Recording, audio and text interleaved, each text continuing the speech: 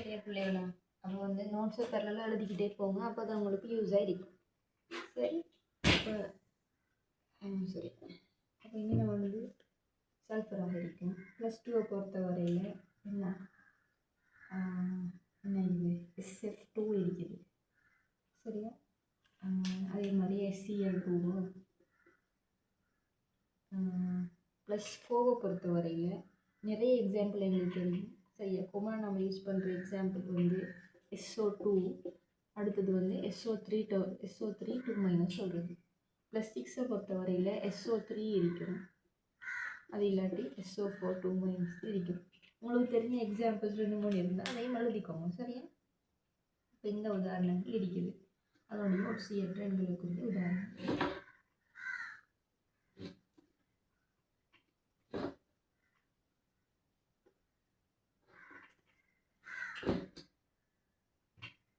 சரியா? அப்போ நம்முடைய ஒட்சியற்ற எண்கள் பற்றிய தகவல்கள் உங்களுக்கு தெரிஞ்சுக்கணும். சரி, அடுத்தது இருக்குது இந்த அதாவது 6ஆம் கூட்டத்து 16வது கூட்டத்துடைய ஹைட்ரேட்டுகள் பற்றிய தகவலை உங்களுக்கு தெரிஞ்சிக்கணும். இப்போ கூட்டப்போக்கு ஒவ்வொன்றையும் பார்த்துட்டு அதுக்கு முன்பு கொமனான சில விஷயங்கள் இருக்குது. சரியா? கொமனான சில விஷயங்களை பொறுத்த வரையில் அதாவது இதனுடைய ஆக்சிஜன், சல்ஃபர், செலினியம், டெலூரியம் இருக்கிற நேரம் இதில் என்ன விஷயங்கள் அப்படின்னா இதனுடைய இலத்திர நிலையமைப்புகளை உங்களுக்கு தெரிஞ்சிக்கணும். இலத்திர நிலையமைப்பு உங்களுக்கு எழுத தெரியும். அவனுடைய அணுவெண் தர நேரம் அவங்களுக்கு இலத்திர நிலையமைப்பு எழுத தெரியும். சரியா? அது இல்லாமல் அயன் அறைகள், பங்கீட்டு அறைகள் தான் தெரிஞ்சுக்கணும். அயன் அறைகளை பொறுத்தவரை அமௌண்ட் தேவை தெரியணும்னு அவசியம் இல்லை. ஆனால் அதனுடைய இந்த பீரியோடிக் ட்ரெண்ட் வந்து உங்களுக்கு தெரிஞ்சுக்கணும். எப்படி அதிகரிக்குது, எப்படி குறையுது, அந்த விஷயங்களும் உங்களுக்கு தெரிஞ்சுக்கணும். சரியா? சரி, அதை பொறுத்த வரையில் அயனாரைகளை பார்த்தோம்னா அயனாரை வந்து கூட்டத்தின் வழியே அயனாரை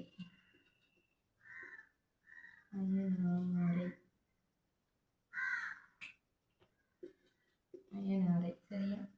கூட்டத்தின் வழியே அதிகரிக்கும்.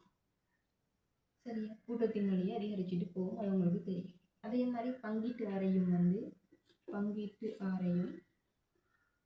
கூட்டத்தின் வழியே அதிகரிக்கும். சரியா? கூட்டத்தின் வழியே அதிகரிச்சுட்டு போகும். சரியா? அடுத்தது மின்னெதிர்த்தன்மை. சரியா? மின்னெதிர்த்தன்மையும் உங்களுக்கு தெரியும். மின்னெதிர்த்தன்மை உங்களுக்கு தெரியும்டா உங்களுக்கு சல்ஃபரையும் ஆக்சிஜனையும் கம்பேர் பண்ணுறதுக்கு தெரியும். ஃபோக்கோனிப்ரிஸ்ன்னு சொல்லுவது. ஃபோக்கோனிப்ரிஸ்க்கு இப்போ வந்து இருக்குது. சொல்லி தந்திக்கிறேன். அப்போ இதை பொறுத்தவரை ஆக்சிஜனுக்கு மின்னெதிர்த்தன்மை இருக்குது. அப்போ கூட்டத்தின் வழியே மின்னெதிர்த்தன்மை குறைவடையும். யாருக்கு கூடவா இருக்கும்? ஆக்சிஜனுக்கு தான் கூடவாக இருக்கும். சரியா? ரைட். அதே மாதிரி முதலாம் இலத்திரனேற்றல் வெப்ப உள்ளுறை. இலத்திரனேற்றல் வெப்ப உள்ளுறைனா என்ன? அதாவது ஒரு எக்ஸ் வாயுவாக இருக்கிற நேரம் அதுக்கு ஒரு இலத்திரனை சேர்க்கிற நேரம் அது வந்து என்ன வாயு நிலையில் உள்ள அணையனாக மாறுது. இதைத்தான் சொல்றது இலத்திரனேற்றல் வெப்ப உள்ளுறை. அப்போ இந்த இலத்திரனேற்றல் வெப்ப உள்ளுறையை பொறுத்தவரையில் இதுக்கு வந்து சரியான ட்ரெண்டுன்னு ஒன்று இல்லை. அதுக்குரிய வெளியூஸை தெரிஞ்சு வச்சுக்கோங்க. இது அந்த ஆக்சிஜனை பொறுத்தவரையில் -20 விளங்குது தெரியாது. வெளியூஸை மேலே போடுறேன். சரியா? இப்போ இலத்திரனேற்றல் வெப்ப உள்ளுறைய பெருமானங்கள் சொல்லலாம். -141. இதை பொறுத்தவரையில் -200. எஸ்சியை பொறுத்தவரையில் -195. இதை பொறுத்தவரையில் -190. இதை பொறுத்தவரையில் -183. சரியா? அப்போ இப்படி வந்து அதாவது ஆக்சிஜன் மட்டும்தான் மாறுபட போகுது. மற்ற எல்லாமே வந்து ஒரு சீரான ட்ரெண்டுக்கு தான் இருக்க போகுது. சரி, இந்த விஷயம் இருக்குது. பெருசாக இம்பார்ட்டன்ட் இல்லை, சும்மா ஜஸ்ட் தெரிஞ்சு வச்சுக்கிட்டா போதும்.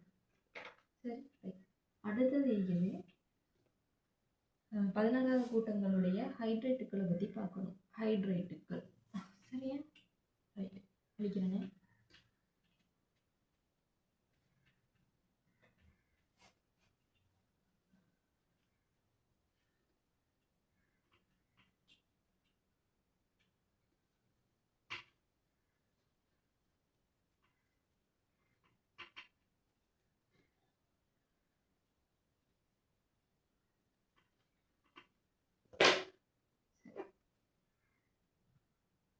அப்போ ஹைட்ரேட்டுகளை பொறுத்தவரையில் பொதுவாக 14வது கூட்ட மூலகங்கள் எல்லாமே பங்கீட்டு ஹைட்ரேட்டுகளாகத்தான் இருக்கும். அதாவது யாவும் பங்கீட்டு ஹைட்ரேட்டுகளாகத்தான் இருக்கும். சரியா? அதனுடைய 1-2 இயல்புகளை தெரிஞ்சு வச்சுக்கிட்ட போதும். இதை பொறுத்தவரை ஆக்சிஜனை பொறுத்தவரையில் அது ஹைட்ரேட்டை உருவாக்குதில்ல H2O, அதாவது டைஹைட்ரஜன் ஆக்சைடு. H2S பொறுத்தவரையில் டைஹைட்ரஜன் சல்ஃபைடு. அதே மாதிரி H2SC, H2TE. சரியா? PO பற்றி கதைக்கிறது இல்லை, பொலினியத்தை பற்றி கதைக்கிறது இல்லை பொதுவாக. அப்போ இது 4க்குரிய விஷயங்களும் தெரிஞ்சு வச்சுக்கிட்டா போதும். சரியா? அதாவது இது 4 பொறுத்தவரையில் 4 இயல்புகளை பற்றி தெரியணும். முதலாவது என்ன அப்படின்னா உருகுநிலை. உருகுநிலை, கொதிநிலை, பிணைப்பு நீளம், பிணைப்பு கோணம். இது 4 கூட்டத்தின் வழியே எப்படி மாறுதுன்னு தெரிஞ்சுக்கிட்டா போதும். பொதுவாக இது சம்மந்தப்பட்ட கேள்வியில் பொதுவாக அந்த H2O, H2S, அதாவது இது இன்னும் வரப்போகிறது இல்லை. அப்போ இது 2 பொறுத்தவரையில் அதனுடைய ட்ரெண்ட் எப்படி மாறுது, இதுக்கு ஏன் கூட வாய்க்குது, இதுக்கு ஏன் குறைவாக இருக்குது அப்படிங்கிற விஷயங்கள் கேட்டு வரும். எக்ஸாம்பிள் கம்பேர் பண்ணி வர்றது, இது நீளம், இதுக்கு இதை விட ஏன் இது பெருசாகிக்குது, அதுக்குரிய ரீசன் என்ன அப்படிங்கிற விஷயம் தெரிஞ்சுக்கிட்டா போதும்.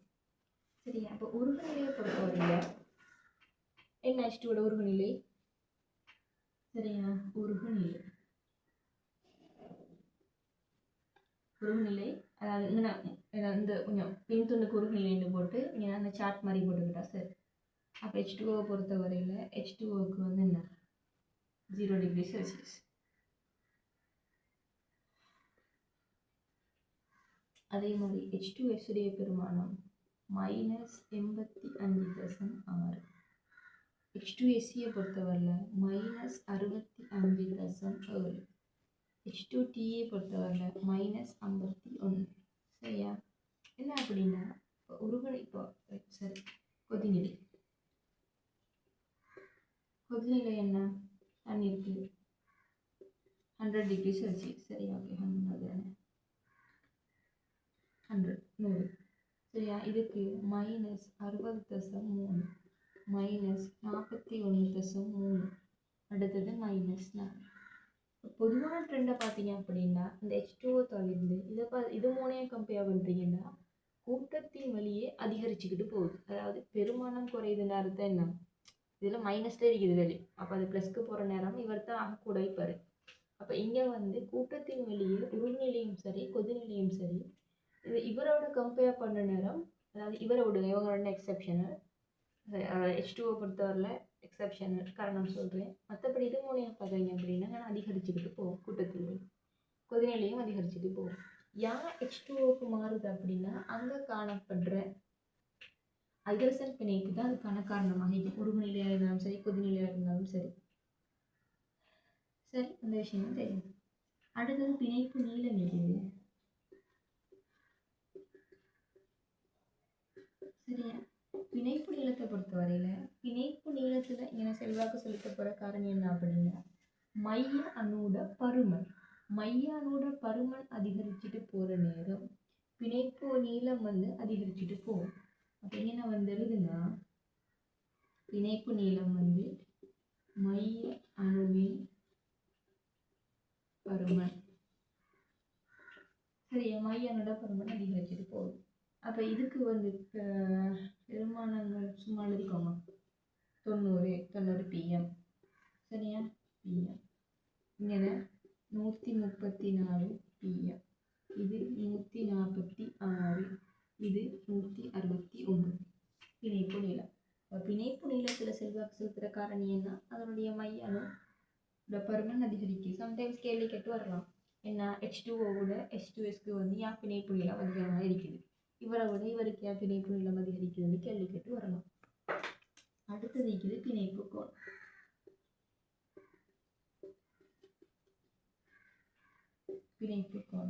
பிணைப்பு கோணம் பொறுத்தவரையில் பிணைப்பு கோணத்தில் செல்வாக்கு செலுத்த போகுது மின்னெதிர் தன்மை. இந்த மின்னெதிர் தன்மை எப்படி செல்வாக்கு செலுத்த போகுது அப்படின்னா எங்களுக்கு தெரியும் சல்ஃபரை விட ஆக்சிஜனுக்கு மின்னெதிர் தன்மை கூட. இப்போ மின்னெதிர் தன்மை என்ன? பிணைப்புல இருக்கிற இலத்திரனை கவற்ற ஆற்றல். அப்போ இங்கே ஆக்சிஜனை பொறுத்தவரையில்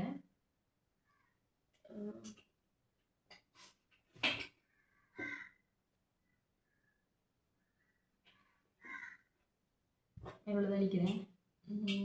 இது அழிக்கிறேன் 21.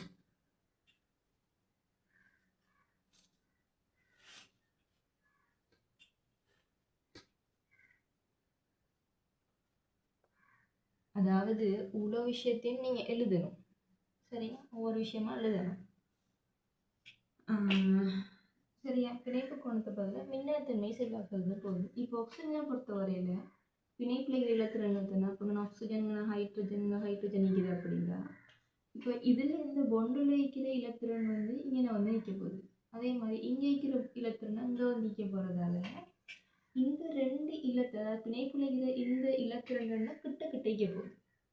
சரியா? ரெண்டு இப்படி கிட்ட வைக்க போகிறதால அந்த இலத்திரன் தள்ளுகை அதிகரிக்கும். அதாவது பிணைப்பில் உள்ள இலத்திரங்களோட பிணைப்பு ஜோடிகளோட தள்ளுகை வந்து கூட வாய்க்க போகுது. அப்போ இங்கே தள்ளுகை கூட வாய்க்கிறதால இது ரெண்டுக்கும் உள்ள கெப் வந்து அதிகரிக்க போகுது. அப்போ அதிகரிக்கிறதால இதுக்கு பிணைப்பு கோணம் கூட. அப்போ சல்ஃபரை பொறுத்தவரை இவரை விட கொஞ்சம் குறைவுனா இவருக்கு தள்ளுறதை விட இவருக்கு குறைவாக தான் தள்ளுவார். அப்போ இவரை விட இவருக்கு குறைவாக தள்ளுறதால பிணைப்பு கோணம் இவருக்கு கூடவாய்னா இவருக்கு குறைவாய்க்கும். அதாவது கூட்டத்தின் வழியே பிணைப்பு கோணம் குறைவடையும். சரியா? இதனுடைய பெருமானத்தை எழுதுங்க. 104.5 பாகை. H2Sக்கு எழுதுங்க 92.1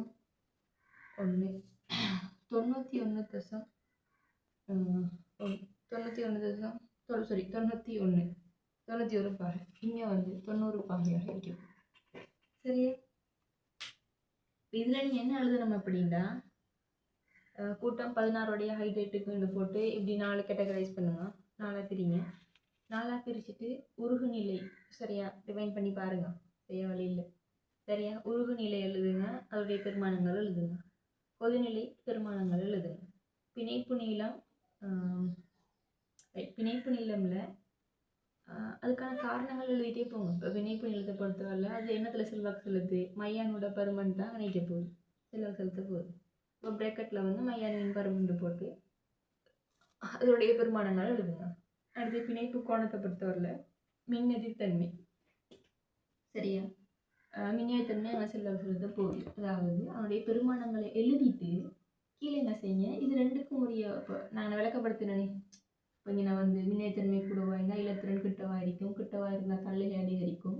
தள்ளுகை அதிகரித்தால் கோணம் அதிகரிக்கும். இந்த விஷயத்த இவர் ரெண்டுக்கும் கம்பேர் பண்ணி எழுதி வச்சுக்கோங்க. சரியா? சுமார் நோட்டாக எழுதி வச்சுக்கோங்க. சரியா? அந்த விஷயங்கள் இதில் இருக்குது. சரியா? அடுத்து இன்னொரு விஷயத்தை மென்ஷன் பண்ணுறாங்க. என்ன அப்படின்னா இந்த ஹைட்ரேட்டுகள் அதாவது இந்த ஆக்சிஜன் தவிர்ந்த மற்ற எல்லா ஹைட்ரேட்டுகளும் நச்சுத்தன்மையானதாக இருக்கு. ஆக்சிஜன் மட்டும், அதாவது ஆக்சிஜனுடைய ஹைட்ரேட் H2O வாட்டர். அப்போ இந்த H2O மட்டும்தான் எங்களோட யூசேஜுக்கு பொருத்தமான ஒரு தெரியும். அப்போ இவர் தவிர மற்ற அவ்வளோவுமே வந்து நச்சுத்தன்மையான ஹைட்ரேட்டுகள். அப்போ ஒரு பாயிண்ட் ஒன்று போட்டு எழுதுங்க. ஆக்சிஜன் தவிர்ந்த ஏனையவற்றின் ஹைட்ரேட்டுகள் நச்சுத்தன்மையானது அப்படின்னு ஒரு பாயிண்ட் எழுதிக்கோங்க. சரியா? இந்த விஷயங்கள் இருக்குது. அடுத்தது இருக்குது என்ன அப்படின்னா, இப்போ நம்ம இதில் என்னென்ன விஷயங்கள் படிக்கிறது அப்படின்னா இது வந்து பொதுவான ஒரு ட்ரெண்ட். சரியா? இது பொதுவான விஷயங்கள், கூட்டத்தின் சார்பான பொதுவான விஷயங்களை தான் ஒரு நான் இப்போ பார்க்கணும். என்ன அப்படின்னா இந்த 16வது கூட்டத்தில் 2 மூலகங்கள் மெயினாக இருக்குது. ஒன்று ஆக்சிஜன், அடுத்தது சல்ஃபர். அப்போ அந்த ஆக்சிஜன் முதலாவது பார்ப்போம். சரியா? ஆக்சிஜன் சம்மந்தப்பட்ட விஷயங்களை பார்ப்போம். சரியா? அப்போ ஆக்சிஜனை பொறுத்த வரையில் 2 பிறதிருப்பங்கள் இருக்குது ஆக்சிஜனுக்கு. ஒன்று O2, ஒன்று O3, அடுத்தது O2. சரியா? கொஞ்சம் முக்கியமான விஷயம் என்ன ஞாபகம் வச்சுக்கோங்க. அப்போ ஆக்சிஜனை பொறுத்தவரை 2 பிறதிருப்பங்கள் இருக்குது. ஒன்று ஓசோன். சரியா? இது O2. ஆக்சிஜன் பொதுவாக சொல்றது டை ஆக்சிஜன் அப்படின்னு சொல்றது. இது 2 விஷயங்களும் இருக்குது. அப்போ இது சார்பான சில விஷயங்கள் பார்த்துட்டு அடுத்தது ஆக்சிஜன் கொண்ட சேர்வைகள். ஆக்சிஜன் கொண்ட சேர்வைகள்ல 2 விஷயங்கள் ஒத்துமிக்கிறாங்க. ஒன்று H2O பற்றியது, அடுத்தது H2O2 பற்றிய விஷயங்கள் இருக்குது. சரியா?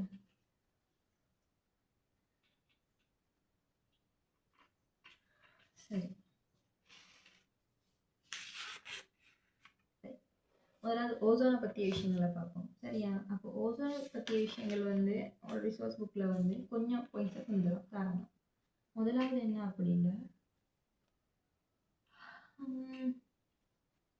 ஓசோன் வந்து மூக்கை துளைக்கும் மனமுடையது. சரியா? மூக்கை துளைக்கும் மனமுடையது. அடுத்து வந்து மூக்கை, அப்போ இது எழுதிக்கோங்க. எப்படி எழுதணும் அப்படின்னா, ஆக்சிஜனுக்கு 2 திருப்பங்கள் இருக்குது. ஒன்று ஓசோன், அடுத்தது ஓட்டு. அடுத்து ஓசோனில் ஹெடிங் சப் ஹெடிங் போட்டு அது 2 பாயிண்ட் எழுதுங்க. முதலாவது பாயிண்ட் என்ன அப்படின்னா, மூக்கை துளைக்கும் மனமுடையது. சரியா? அடுத்து இருக்குது ஓட்டுவை விட ஓசோன் நீரில் நன்றாக கரையும். அடுத்தது ஓட்டுவை விட ஓசோன் வந்து சிறந்த ஒட்சியேற்றி. அதான் 3 பாயிண்ட்ஸையும் பிடிக்கும். சரியா? இப்போ இதில் உங்களுக்கு முக்கியமான விஷயம் அடுத்து என்ன விஷயம் தெரிஞ்சுக்கணும் அப்படின்னா, அவனுடைய வடிவங்கள் தெரிஞ்சுக்கணும். இப்போ ஓசோனை பொறுத்த வரையில் சரியா, இது வந்து பரிவுலைக்கு. சரியா? பரிவுலைக்கு இது மைனஸ், இது ப்ளஸ் ஆகிக்கிற நேரம், இது டபுள் பண்டாக இருக்கு. சரியா? இது ஒரு வடிவமாக எழுதலாம். அது இல்லாட்டி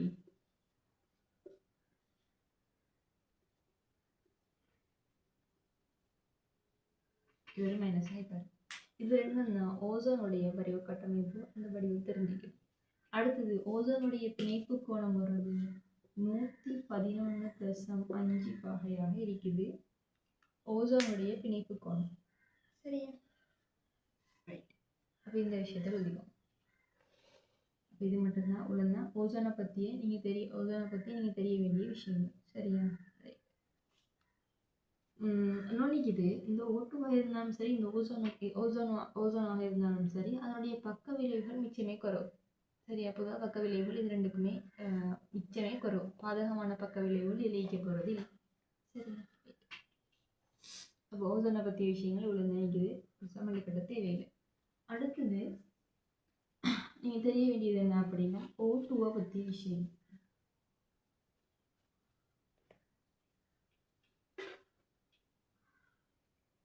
சரியா? O2 ஆக்சிஜனை பொறுத்த வரையில் O2 வந்து எங்களுக்கு தெரியும், அது நீரில் கரையக்கூடியது. சரியா? அந்த இயல்புகள் எழுதுங்க. அப்போது அடுத்து என்ன, O2 ஹெடிங் போடுங்க. ஹெடிங் போட்டு எழுதுங்க. நிறமற்றது, மனமற்றது, நீரில் சிறிதளவு கரையும் வாய். சரியா? அடுத்து ஒரு சிறந்த ஒட்சியேற்றி. சரியா? எங்களுக்கு ஆக்சிஜன் O2 ஒரு சிறந்த ஒட்சியேற்றியாக இருக்கு. இது இந்த ஓட்டுவை பற்றியான நிறைய விஷயங்கள் நம்ம படிக்க வேண்டியது இருக்குது. முக்கியமான விஷயங்களும் கூட. எப்படி உருவாகுது, அதனுடைய பயன் என்ன, அந்த விஷயங்களும் தெரியும். சரியா? ரைட். ஓட்டோட ஸ்ட்ரக்சர் எப்படி வரும்? ஆக்சிஜன் ஒரு இரட்டை பிணைப்பாக இருக்கும். O2 வடிவத்தை எழுதிக்கோங்க. சரியா? அப்போ O2வில் வந்து ஓட்டோட தயாரிப்பு மெத்தட் வந்து தெரிஞ்சுக்கணும். உங்களுக்கு ஆக்சிஜனுடைய தயாரிக்கிற மெத்தட் என்னன்னு தெரிஞ்சுக்கணும். 3 பொதுவாக வந்து வெப்பப்பிரிகை மூலமாகத்தான் ஆக்சிஜன் உருவாகும். வெப்பப்பிரிகையில் பொதுவாக 3 தாக்கங்கள் சொல்கிறது. ஒன்று வந்து KMnO4 வெப்பப்படுத்துது. அப்போ KMnO4 வெப்பப்படுத்துது. அப்போ இதுக்கு என்ன செய்யும் அப்படின்னா, ஆக்சிஜனின் பயன்கள் ஆக்சிஜன் O2வை தயாரித்த முறைன்னு போட்டு 3 எழுதுனா, முதலாவது KMnO4 இந்த ரியாக்ஷன் தெரிஞ்சிக்கணும். சரியா? KMnO4 வெப்பப்படுத்தினா K2MnO4வும் MnO2வும் ப்ளஸ் O2வும் வரும். இதுதான் என்னுடைய தாக்கமாக போகுது. இங்கே 2 வரப்போகுது. தாக்கத்தை சமப்படுத்தி எழுதிக்கிட்டு போகும். சரியா? அப்போ இது முதலாவது முறை. ரெண்டாவது முறை இது என்ன அப்படின்னா KClO3. KClO3 வெப்பப்படுத்தினா KClலும் O2வும் வரும். சரியா? இதுக்கு வந்து தாக்கத்தை சமப்படுத்தி பாருங்க பார்ப்போம் எப்படி வருது அப்படின்னு. சரி, இதுக்கு செய்கிற நேரம் இது மூணாவது தாக்கம் இருக்குது. H2O2 வெப்பப்படுத்துறது. சரியா? அப்போ H2O2வை வெப்பப்படுத்தினா வரும் H2Oவும் O2வும் வரும். சரியா? இதுக்கு வந்து MnO2 ஊக்கி போடுறது. சரியா? MnO2 ஊக்கி போடுறது.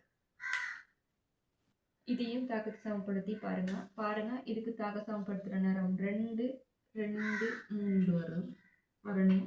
இதை தாக்க சமப்படுத்தினா இதுக்கு 2 இதுக்கு 2 வரும். தாக்க சமப்படுத்த தெரிஞ்சிக்கணும், செஞ்சு பாருங்க.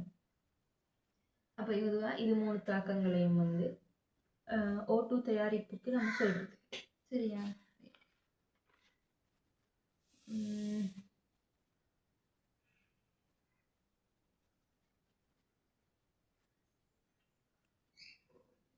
சரி ஒரு பாயிண்டர் சேர்த்துக்கோங்க. என்ன அப்படின்னா ஓசோனில் ஒரு பாயிண்டர் சேர்த்துக்கோங்க. அபிவிருத்தி அடைந்த இப்போ ஸ்ரீலங்காவை பொறுத்தவரையில் பொதுவாக தண்ணியில் நீரில் இருக்கிற நோய் கிருமிகள் தொற்று நீக்கிறதுக்கு வந்து நம்ம குளோரின் பயன்படுத்துவோம். குளோரினை பொறுத்தவரையில் அதில் சில பக்க விளைவுகளும் எங்களுக்கு இருக்கும். ஆனால் சில அபிவிருத்தி அடைந்த நாடுகளில் வந்து நீரை வந்து நீர் சுத்திகரிப்புக்கு நீர் நோய் கிருமிகள் அழிக்கிறதுக்கு தொற்று நீக்கலுக்கு பயன்படுத்துறது வந்து ஓசோன் வாயு தான். அப்போ அந்த விஷயத்தையும் எழுதிக்கோங்க. என்ன ஓசோன் எழுதிக்கோங்க. அபிவிருத்தி அடைந்த நாடுகளில் அதெல்லாம் எழுதி தேவையில்லை, எழுதுங்க. நீர் தொற்று நீக்கலில் பயன்படுத்தப்படும் ஓசோன் நீர் தொற்று நீக்கலில் பயன்படுத்தப்படும் எழுது. சரியா? ரைட். அப்போ இந்த விஷயங்கள் உங்களுக்கு தெரிஞ்சுக்கணும். ரைட். அப்போ உள்ள விஷயங்கள் உங்களுக்கு ஆக்சிஜனை பற்றி தெரியணும். அந்த ஆக்சிஜனுடைய அதாவது பொதுவான ஆக்சைட்டுகளுடைய இயல்புகளை உங்களுக்கு தெரியணும். கார் ஆக்சைடு இது, அமில ஆக்சைடு இது, ஈரியல் நடுநிலையான ஆக்சைட்டுகள் எல்லாம் உங்களுக்கு தெரிஞ்சிடும். அது வந்து 18வது கூட்டம் முடிஞ்சதுக்கு பிறகு சில கொமனான இயல்புகளை நாங்கள் படிப்போம். சரியா? ஒரு கொமனான ஒரு ஆவர்த்தன போக்கு SP தொகுப்பு மூலகங்களோட ஆவர்த்தன போக்கு படிக்கிற நேரம் அதில் அந்த ஆக்சைட்டுகளுடைய இயல்புகளை அதில் கொமனாக படிச்சுட்டு போகும். அதாவது எந்த ஆக்சைட்டுகள் என்னென்ன இயல்புகள் அதில் படிச்சுட்டு போகும். அப்போ 2லாம் படிக்க தேவையில்லையே, ஒரேடியாக உங்களுக்கு அந்த போக்குலையே படிச்சுட்டீங்கன்னா ஈஸியாக இருக்கும். சரி, ரைட். அப்போ உள்ள விஷயங்கள் வந்து உங்களுக்கு ஆக்சிஜனை பற்றி தெரிய வேண்டிய விஷயம். சரியா? ரைட். இப்போ O2 பயன்கள், இப்போ O3 பயன்கள் என்ன படித்தோம்? நீர் தொற்று நீக்கில் பயன்படுத்தப்படும். இப்போ O2 பயன்கள் போட்டு O2 பயன்கள் ஹெடிங் ஒன்று போட்டு அதில் எழுதுங்க. என்ன செயற்கை சுவாசத்திற்கு அது பயன்படுத்தப்படும். இப்போ ஹாஸ்பிட்டல்லாம் செயற்கை சுவாசத்திற்கு பயன்படுத்தும்.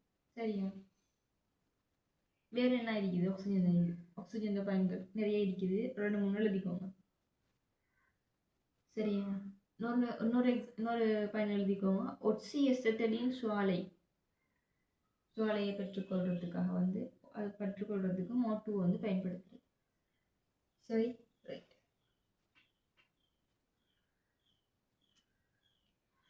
அப்போ இதுதான் ஆக்சிஜனுடைய பிறத்திருப்பங்களான ஓசோன் மற்றும் O2க்குரிய விஷயங்கள். உள்ள விஷயங்களும் இருக்குது.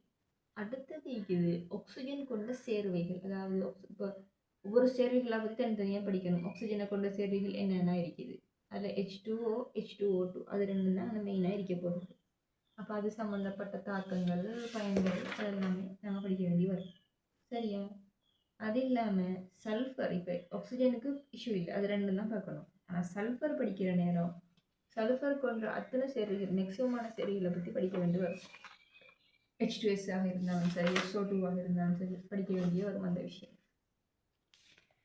அப்போது இதில் வந்து என்ன, அப்போ அடுத்த ஹெடிங் போடுங்க. ஆக்சிஜனை கொண்ட சேர்வைகள் ஹெடிங் போடுங்க.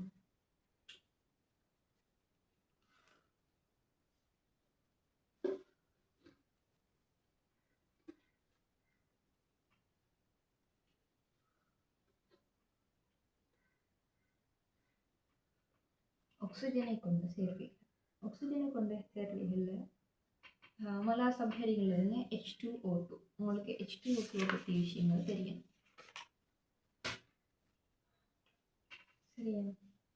H2O2 வடிவம் இதுதான். சரி, ஹைட்ரஜன், ஆக்சிஜன், ஹைட்ரஜன். அப்போ H2O2 பொறுத்தவரையில் உங்களுக்கு 2 OH பிணைப்புகள் இருக்க போகுது. சரியா? உடைய பெருமானங்களை தெரிஞ்சு வச்சுக்கோங்க. இது வந்து 95 PM இருக்க போகுது. இது 147.5 pm இருக்க போகுது. சரியா? அப்போ இது 95னா இது 95 தான் இருக்கும். சரியா? இதில் H2O ஒரு முக்கியமான விஷயம் சொல்கிறது என்ன அப்படின்னா, இந்த 2 OHும் ஒரே தளத்தில் காணப்படாது. இது கிட்டத்தட்ட எப்படி இருக்கும் அப்படின்னா, ஒரு புக் மாதிரி, ஒரு புக்கை திறந்து வச்ச மாதிரி, அதாவது 2 தளத்தில் மாதிரி இருக்கும். அதாவது இப்படியும் இப்படியும் அடுத்தது இப்படியும் இருக்கணும். சரிங்களா? இந்த ஷேப்பில் இருக்கணும். அப்போ 2 தளங்கள்ல இருக்கும். ஒரே தளத்தில் இருக்காத விஷயத்தை நீங்கள் நோட் பண்ணணும். அப்போ இதுக்குரிய கோணத்துக்கும் இதுக்கு, அதாவது இது 2க்கும் உரிய இப்படி தான் நிற்க போகுது. இது 2க்கும் உரிய பிணைப்பு கோணம் உங்களுக்கு தெரிஞ்சிக்கணும். அதாவது இவர் ஒரு தளமாக இருப்பார். சரியா? அடுத்து இவர் ஒரு தளமாக இருப்பார். இவர் தளமாக இருக்கும். லேப்டாப்பை திறந்து வச்ச மாதிரி. அப்போ இது 2க்கும் உரிய கோணம் என்ன அப்படின்னா 111.5 பாகை. இங்கே அதாவது இந்த ஆக்சிஜன் இந்த துண்டு இவருக்குள்ள பிணைப்பு கோணம் நிற்க போகுது 94.8 பாகையாக இருக்கிறது. அவையில் 2 கோணங்கள் வரும். ஒன்று தளத்துக்குரிய கோணங்கள், அதாவது இந்த இதுக்கும் உள்ளது. அப்போ அதுக்கு வரும் 111.5. அடுத்து நிற்க போகுது இந்த ஆக்சிஜன் இந்த ஹைட்ரஜன் இந்த பொண்டுக்குள்ளது. இதில் 94.8 பாகையாக வரும். சரியா? ரைட். அப்போ H2O வடிவம் இதாகத்தான் இருக்குது. அப்போ அதில் எழுதுங்க ஒரு பாயிண்ட். H2O ஹெடிங் போட்டு இந்த லெக்சரை கீழே எழுதுங்க. இங்கே 2 OH பிணைப்புகளும் ஒரே தளத்தில் காணப்படாது அப்படிங்கிற விஷயத்தை எழுதிக்கோங்க. சரி,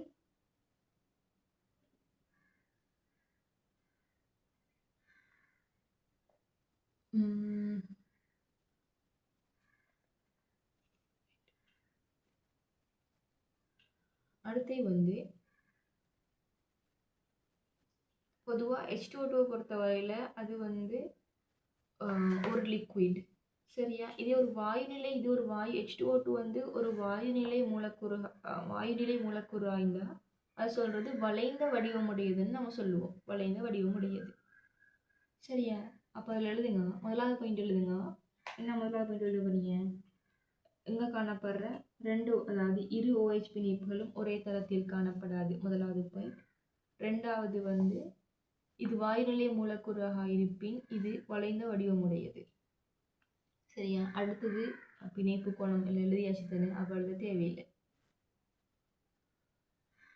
சரியா? ரைட். அடுத்து இங்கே முக்கியமான ஒரு பாயிண்ட் ஒன்று, அதாவது கம்பேரிஷனுக்கும் கேட்குறது. H2O H2Oவை கம்பேர் பண்ணுற நேரம் கூட கேட்குற கேள்வி. இந்த மாதிரி எனக்கு மட்டும் எக்ஸாம்லேயும் கேட்டிருந்தாங்களா? கேட்டிருந்தாங்க ஒரு ஞாபகம். சரியா? மார்க்ஸ் சொல்கிறேன். 2-3 பேர் கேட்டீங்க மார்க்ஸ் என்னாண்டு. நான் மார்க்ஸ் ஃபைனல் பண்ணி சொல்கிறேன். சரியா? அப்போது H2O கம்பேர் பண்ண நம்ம என்ன அப்படின்னா, H2Oட கொதிநிலையை விட H2O2க்கு தான் கொதிநிலை அதிகம். என்ன காரணம் அப்படின்னா H2O2ல என்ன ஹைட்ரஜன் பிணைப்புகள், அதாவது H2Oட கம்பேர் பண்ண நேரம் H2O2 அதிக அளவு ஹைட்ரஜன் பிணைப்புகளை உருவாக்கும். அது ஒன்று. சரியா? அதாவது இப்படி இல்லாட்டி இப்படி எழுதலாம். H2O விட H2O2 அதிக அளவு பிணைப்புகளை உருவாக்குறதால 2 விஷயங்கள் நம்ம பார்க்கலாம். முதலாவது H2O விட,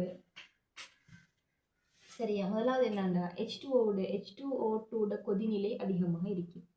இன்னொரு விஷயத்தையும் மென்ஷன் பண்றாங்க அப்படின்னா H2Oவை விட H2O2 பாகுத்தன்மை அதிகமாக இருக்கு. அப்ப H2 ஹைட்ரஜன் பாண்ட் H2Oவோட H2O2க்கு தான் அதிகமாக இருக்கு. இதால 2 இயல்புகள் அதுக்கு கம்பேர் பண்ண கிடைக்குது. என்ன அப்படின்னா கொதிநிலையை பொறுத்தவரையில இவரை விட இவருக்கு தான் கூடவாக இருக்குது. அதே மாதிரி பாகுத்தன்மை. சரியா? பாகுத்தன்மைண்டா அது எந்த அளவு திக்கா இருக்குது அப்படிங்கிற விஷயம். பாகுத்தன்மை H2Oவோட H2O2க்கு தான் அதிகமாக இருக்குது. அப்போ இந்த ஹைட்ரஜன் பாண்டோட வித்தியாசம் காரணமாக 2 ஃபீச்சர்ஸ் அது கிடைக்கும். சரியா? அப்போ இதுக்கு எப்படி வரும் அப்படின்னா சில கேள்விகள் வரும். H2Oவோட H2O2 ஏன் அதிகம், இப்படின்னு வரணும். ஹைட்ரஜன் கொண்டை வச்சு இலக்கப்படுத்துங்க.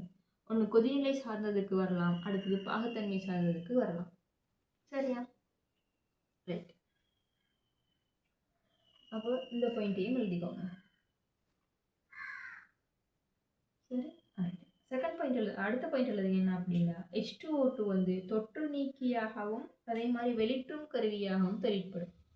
சரியா? தொற்று நீக்கியாகவும் வெளிற்றும் கருவியாக பயன்படும். அடுத்தது இது H2O2 வந்து தாழ்த்தும் கருவியாகவும் தொழிற்படும், ஒட்சியேற்றும் கருவியாகவும் தொழிற்படும். அது நம்மளுக்கு உதாரணம் முதற்கொண்டு தெரிஞ்சிக்கணும். நம்மளுக்கு தெரியவும் கூட அதிகமான தாக்கங்கள், ரசாயன தாக்கங்கள் சமப்படுத்த செய்கிற நேரம் H2O2 வந்து ஒட்சியேற்றும் கருவி, சில சந்தர்ப்பங்களில் ஒட்சியேற்றும் கருவியாக இருக்கும். அதே நேரம் இன்னும் சில சந்தர்ப்பங்களில் வந்து தாழ்த்தும் கருவியாக இருக்கும். ஒட்சியேற்றும் கருவியாக இருக்கும், தாழ்த்தும் கருவியாகவும் இருக்கும். சரியா? அப்போ அந்த விஷயத்தையும் எழுதிக்கோங்க. சரி, அப்போ ஒரு விஷயங்கள் சேர்த்தானே. ரைட்.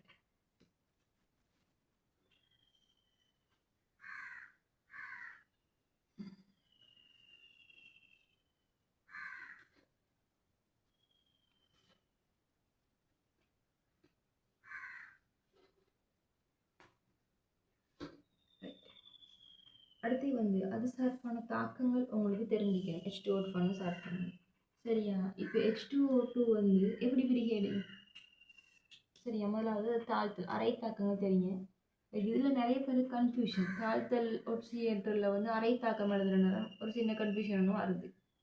சரியா? அது தெரியறதுக்கு முன்னுக்கு உங்களுக்கு அதனுடைய ஒட்சியேற்ற எண்களை பற்றி தெரிஞ்சுக்கணும். அப்போ H2O2 பொறுத்த வரையில் ஆக்சிஜன் ஒட்சியேற்ற எண் -1. அப்போ இது வந்து ஒட்சியேற்றலுக்கு உட்பட்டா அது வந்து மைனஸ் என்ன -2 -1 இருக்குது. ஒன்று அது -2க்கு போகலாம், அப்படி இல்லாட்டி 0க்கு போகலாம். அப்போ ஒட்சியேற்றலை பொறுத்தவரை -1ல இருந்து 0க்கு போகும். அப்போ 0க்கு போகுதுன்னா என்ன? அப்போ இந்த இடத்துல H2O2 O2ஆக மாறப்போகுது. அடுத்தது தாழ்த்தலை பொறுத்த வரையில் H2O2 -1ல இருந்து -2க்கு தாழ்த்தம் அடைய போகுது. அப்போ தாழ்த்தம் அடைகிற நேரம் அது வந்து H2Oவாக மாறப்போகுது. அப்போ H2O2க்கு 2 ப்ராடக்ட்ஸ் தான் இருக்குது. ஒன்று O2, அடுத்தது H2O. அப்போ ஒட்சியேற்றப்பட்டால் O2ஆக மாறும், தாழ்த்தப்பட்டால் H2Oவாக மாறும். இந்த விஷயத்தை ஞாபகம் வச்சுக்கிட்டா உங்களுக்கு ஈஸி. இதை வந்து உங்களோட கொப்பிட மேல் துண்டில், அதாவது டேட்லாம் வருமே அந்த மேல் துண்டில் இந்த பாயிண்ட்டை எழுதிக்கோங்க. சரி, அடுத்து இது H2O2 இப்போ அடுத்து எழுதுங்க. H2O2வின் தாழ்த்தல் அரை தாக்கம் அப்படின்னு ஹெடிங்கை போட்டுட்டு அந்த அரை தாக்கத்தை எழுதுங்க. தாழ்த்தல் அரை தாக்கம் வரும். H2O2 2H+, 2 எலக்ட்ரானையும் பெற்று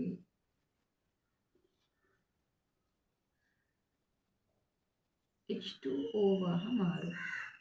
சரியா? இது வந்து அதனுடைய தாழ்த்தல் அரை தாக்கம்.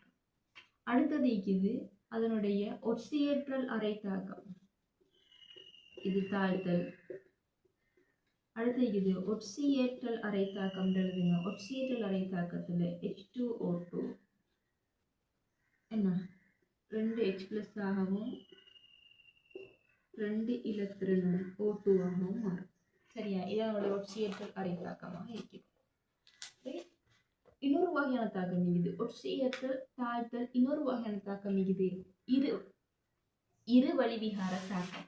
அப்ப இரு வழிவிகார தாக்கத்துல ஒரே மூலகம் ஒட்சியேற்றலுக்கும் தாழ்த்தலுக்கும் உட்பட்டால் அது இருவழி விகார தாக்கம். அப்ப இந்த இடத்துல H2O2 இருவழி விகார தாக்கம் எழுதிட்டு அப்ப இந்த இடத்துல H2O2 வந்து O2ஆகவும் H2Oவாகவும் பிரிகை அடையும். தாக்க சமப்படுத்தல் தெரிஞ்சுக்கணும். இங்க 2 இங்க 2ஆக இருக்க போகுது. சரியா? இதுதான் அதனுடைய இருவழி விகார தாக்கம். அப்ப இது தாழ்த்தல் அரை தாக்கம், ஒட்சியேற்றல் அரை தாக்கம். இது இருவழி விகார தாக்கமாக இருக்க போகுது. சரியா? அடுத்து இது H2O2 தாக்கங்கள். சரியா? 2-3 எக்ஸாம்பிள் உங்களுக்கு தெரிஞ்சுக்கணும். அதாவது ஒட்சியேற்றும் கருவியாக தொழிற்படுற நேரம் எப்படி தாக்கம் அடையுது, அதே மாதிரி தாழ்த்தும் கருவியாக வைக்கும்போது நேரம் எப்படி வரும்னு உங்களுக்கு தெரிஞ்சுக்கணும். சரியா? இதில் என்ன அப்படின்னா நான் 2-3 ரியாக்ஷன் தருவேன். நிறைய பேருக்கு மறந்திக்கும் ரியாக்ஷன் பேலன்சிங் ஈக்குவேஷன். 2-3 ரியாக்ஷன் தருவேன். ஒவ்வொன்றுக்கும் வந்து தாழ்த்தி அதாவது தாக்கத்தை சமப்படுத்தி என்ன செய்யணும்,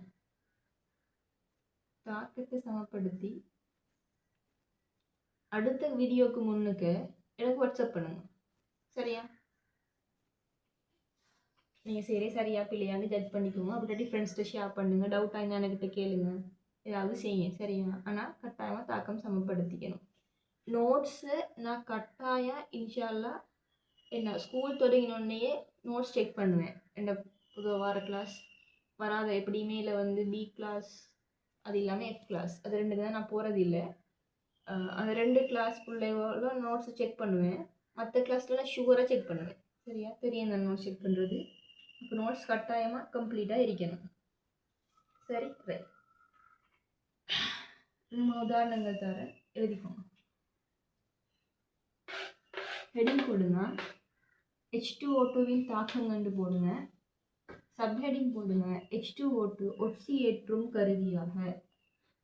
ஒட்சியேற்றும் கருவியாகண்டா அது என்ன நடந்திக்கணும், தாழ்த்தப்பட்டிக்கணும். அதாவது H2O2 தாழ்த்தலுக்கு உட்படுற விஷயங்கள். சரியா? அப்போ ஹெடிங் போடுங்க, H2O2 ஒட்சியேற்றும் கருவியாக உள்ள தாக்கங்களை பற்றி படிப்போம். அதாவது H2O2 H+ அமில ஊடகத்தில், சரி, அமில ஊடகங்களை பற்றி H2O2 I- தாக்கமடைகிற நேரம் I2வும் என்ன வரணும் அங்கிட்டு. அப்போ அங்கே -1 0க்கு போகுதுன்னா இது ஒட்சியேற்றப்படுது. அப்போ இவர் தாழ்த்தப்படணும். அப்போ இங்கே தாழ்த்தப்படணும்னா -1. அப்போ அங்கே தாழ்த்தப்படணும் என்ன மாறணும், H2Oவாக மாறிக்கணும். அமில ஊடகம் தாக்கத்தை சமப்படுத்தணும். 2வது தாக்கம் H2O2 Fe2+ தாக்கம் அடைகிற நேரம். சரியா? Fe3+ம் அங்கிட்ட என்ன வரும், H2Oவாகும். இது 2 தாக்கத்தையும் சமப்படுத்துங்க. அமில ஊடக தாக்கம்.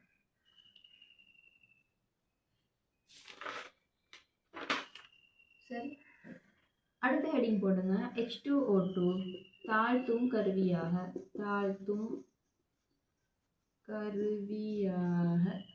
சரியா? தாழ்த்தும் கருவியாக போட்டு அது கீழே எழுதுங்க, MnO4- H2O2 தாக்கம் அடைஞ்சா MnO4- Mn2+ ஆக மாறும். இது தாழ்த்தப்படுது.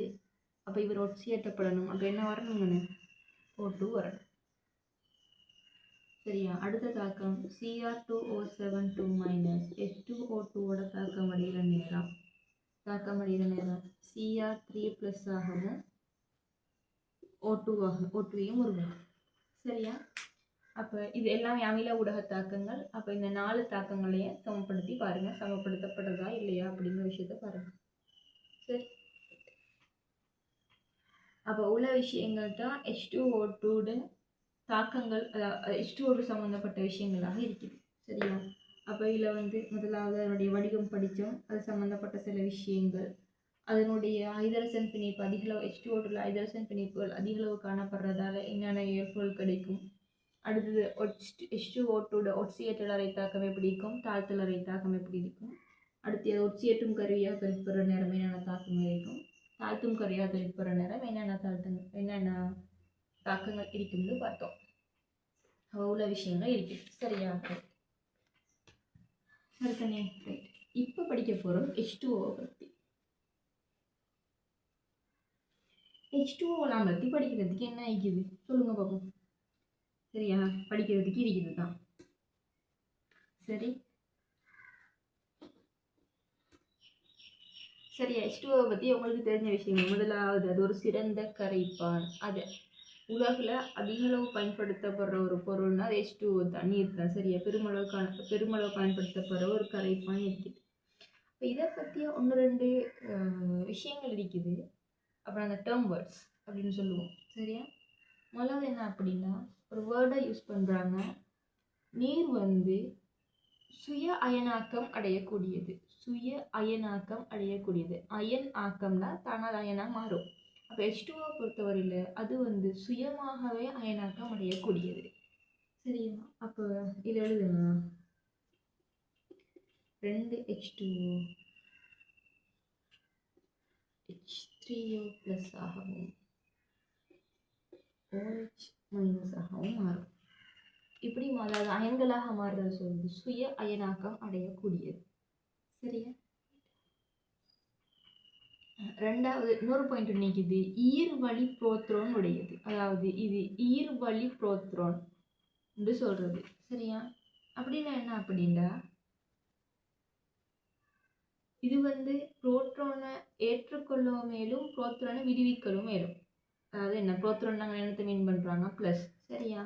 இது ப்ளஸ்ஸை ஏற்கவும் மேலும் ப்ளஸ்ஸை விடுவிக்கவும் மேலும். சரியா? அப்போ அதை சொல்கிறது ஈர்வழி புரோத்ரான் நடத்திய கொண்டது. அதாவது மறைமுகமாக அவங்க சொல்ல வர்றது அது அமிலமாகவும் தொழிற்படும் காரமாகவும் தொழிற்படும். ப்ளஸ்ஸை ஏற்கவும் மேலும் ப்ளஸ்ஸை இழக்கவும் மேலும். புரோத்ரானை ஏற்கவும் மேலும் புரோத்ரானை இழக்கவும் மேலும். சரியா? அப்போ அந்த டேர்ம் வேர்ட்ஸை கொஞ்சம் தெரிஞ்சு வச்சுக்கோங்க. ஈர் வழி புரோத்ரான் உடைய இயல்புடைய மூலக்கூறுன்னு சொல்றது. சரியா? அதுக்குரிய எக்ஸாம்பிள் H2O HCl தாக்கம் அடைகிற நேரம் H3O ப்ளஸ் ஆகவும் Cl மைனஸ் ஆகவும் வருது. இங்கே என்ன நடக்குது? இது H ப்ளஸ்ஸை கொடுக்குது. சரியா? H ப்ளஸ்ஸை ஏற்குது. சரியா? அப்போ அடுத்த தாக்கம் இருக்குது H2Oவும் NH3யும். இந்த இடத்துல NH4 ப்ளஸும் OH மைனஸுமாக இருக்கு. அப்போ இந்த இடத்துல அது H ப்ளஸ்ஸை விடுவிக்குது. இது H ப்ளஸ்ஸை ஏற்குது, இது H ப்ளஸ்ஸை விடுவிக்குது. சரியா? அப்போ இந்த இடத்துல HCl அமிலமிக்கிற நேரம் இது ஒரு காரமாக தொழிற்படுது. இது ஒரு காரம் மிக்கிறதால இதுக்கிட்ட ஒரு அமிலமாக தொழிற்படுது. சரியா? அப்போ இதுக்கு நோட்ஸ் எழுதுங்க. ஹெடிங் போடுங்க H2O. முதலாவது பாயிண்ட் எழுதுங்க பெருமளவில் பயன்படுத்தப்படும் கரைப்பான். ரைட். ரெண்டாவது பாயிண்ட் எழுதுங்க இது சுய அயனாக்கம் அடையக்கூடியது. இது போட்டுட்டு இந்த விஷயத்தை எழுதுங்க. சரியா? அடுத்த மூணாவது பாயிண்ட் எழுதுங்க இது ஈர்வழி புரோத்ரான் இயல்புடைய மூலக்கூறு. சரியா? அப்படின்னு போட்டுட்டு பிராக்கெட்ல போடுங்க. அதாவது இது புரோத்ரானை ஏற்கவும் அல்லது இழக்கவும் முடியும் அப்படின்னு போடுங்க. சரியா? போட்டுட்டு இது ரெண்டு தாக்கங்களையும் எழுதிக்கோங்க. இங்கே நான் தாக்கங்களுக்குரிய அதாவது இதில் என்ன நடக்குது இந்த தாக்கத்தை எழுதிட்டு இங்கே என்ன போடுங்க H2O புரோத்ரானை அதாவது H ப்ளஸ்ஸை ஏற்கும். இழக்கும்ல இழக்கும். ஓ சரி கன்ஃபியூஷன். சரியா? இது ஏற்கும். இங்கே போடுங்க இது H2O புரோத்ரான் அல்லது H ப்ளஸ்ஸை இழக்கும். சரி, அப்படிங்கிற விஷயத்தை எழுதிக்கோங்க.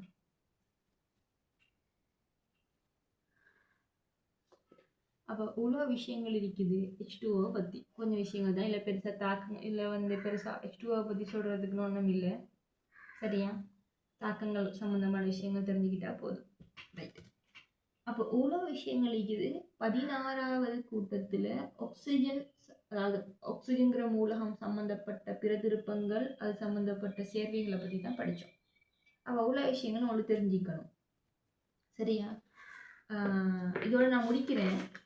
இனிஷியல் அடுத்த கிளாஸ் நான் சல்ஃபரை ஸ்டார்ட் பண்ணுறேன். சரியா? என்ன அப்படின்னா நான் இப்படி கிளாஸ் சேர்றது இதுதான் ஃபர்ஸ்ட் டே. சரியா? அப்போ அதில் சிலது ப்ளஸ் மைனஸஸ் இருக்கும். உங்களுக்கு விளங்குதா இல்லையா அப்படிங்கிறது எனக்கு விளங்க மாட்டேங்குது. சரி, ஏதாவது டவுட் இருந்தால் என்ன கண்டெக்ட் பண்ணுங்க. சரி, அது எல்லாமே சரி படித்ததில் சரி ஸ்டைலை மாற்றுங்க, கிளியர் இல்லை அப்படியே சரியாக இருந்தால் கொஞ்சம் சொல்லிக்கோங்க. என்ன மாதிரி என்னென்ன பிரச்சனை இருக்குதுன்னு எனக்கு தெரியாது, இல்லை என்னென்ன பிரச்சனைகள் உங்களுக்கு வரப்போகுது. அது கொஞ்சம் அந்த விஷயத்தையும் சொல்லிக்கோங்க. சரியா பிள்ளைகளா? இதோட முடிப்போம். இன்ஷால்லா அடுத்த கிளாஸ்க்கு முன்னுக்கு கட்டாயமாக எனக்குரிய ஒப்பீனியனை சொல்லுங்கள். நோட்ஸை கிளாஸ் அதாவது வீடியோவை பார்க்குற நேரமே நோட்ஸை பெறலாம் எழுதிக்கோங்க. சரியா? நோட்ஸை ஸ்கிப் பண்ணிட வேணாம். கட்டாயமாக நோட்ஸ் எழுதிக்கிட்டே போங்க. சரி, ஓகே. நான் செக் பண்ணுற நேரம் நீங்கள் நோட்ஸ் கம்ப்ளீட் பண்ணலடி நான் கேட்பேனே அடிப்பேனேண்ணா. சரியா? அதுக்காக நோட்ஸை கம்ப்ளீட் பண்ணிக்கிட்டே போங்க. சரியா பிள்ளைகளா? சரியா? இன்ஷால்லா ஏழாதுன்னு இல்லை, கஷ்டம் தான் எனக்கு விளங்குது. ஆனால் செய்யலும். சரியா? செய்யலாதுங்கிற கஷ்டம் இல்லை, கொஞ்சம் கஷ்டப்பட்டு படிச்சுக்கோங்க. சரி. கிளாஸை முடிப்போம். அஸ்ஸலாமு அலைக்கும் வரஹ்மத்துல்லாஹி வபரகாத்துஹு அண்ட் குட் மார்னிங்.